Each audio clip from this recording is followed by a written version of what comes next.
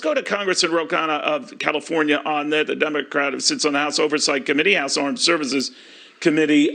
Having laid that out, Congressman, I know all of you folks are looking at the National Defense Authorization Act to see what our priorities should be.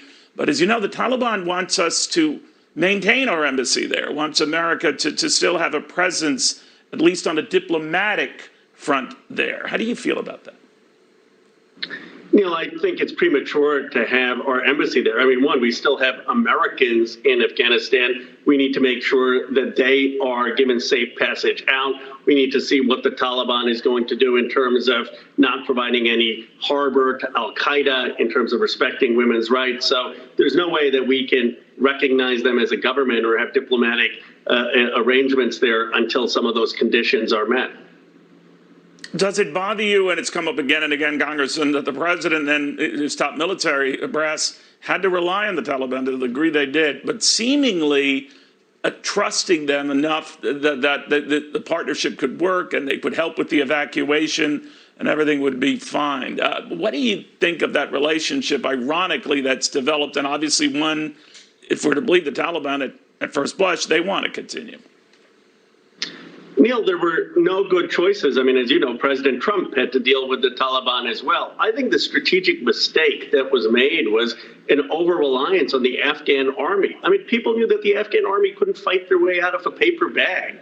And we somehow had this delusion that they were going to stand up to the Taliban. In retrospect, we should have probably required them to come to some sort of agreement with the Taliban so we could have had a withdrawal under those conditions. But the reality is the Taliban was controlling a large part of that territory, and not dealing with them was simply not an option, as both President Trump and President Biden recognized.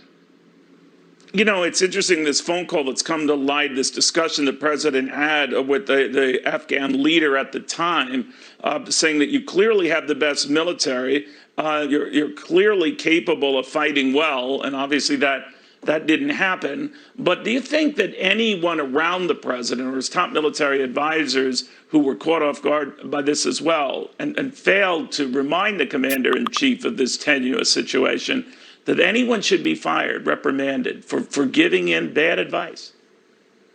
I do think there has to be accountability, Neil. I mean, as a member of Congress, I knew that the idea that the Afghan army was going to fight the Taliban successfully was foolish. We had generals come tell Congress over and over again, oh, we're winning, the Afghan army is doing well. And then they'd go off record, as you know, or other journalists know, and say, no, we're not winning. So what I want to know is, how is it possible that you had advice that the President of the United States thought that this Afghan army was actually going to successfully fight the Taliban? And were we that deluded about the corruption in the Afghan army, in the sense that most people there were just doing it for a paycheck? They had no real allegiance, and that the Afghan government never really had the consent or the attachment or loyalty of their people. We definitely need oversight over that. You know, Congressman, much has been said about the president's wish, as many of his predecessors, to get out of there. But have we exposed ourselves, particularly with the fighting and infighting between Taliban and, ISIS, K fighters, and these still government holdouts that are fighting in other provinces, that it's still a mess, but it could be a breeding ground for any type of terrorist organization and any possible attack on us?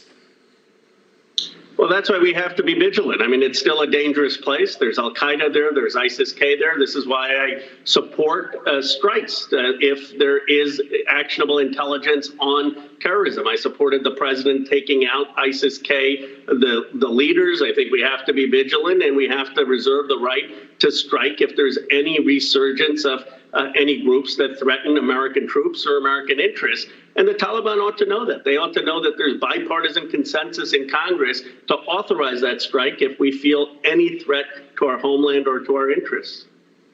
You know, on a personal political style, Congressman, the president's been hugely criticized on both sides for how he handled this, his detached manner in the beginning, refusing to talk much about it, obviously pivoting to other issues that maybe he thought more favorable, but that he botched it. And this is something that is going to linger with him for a while. Does that worry you? I think ultimately the president will get credit for withdrawing us from a 20-year war.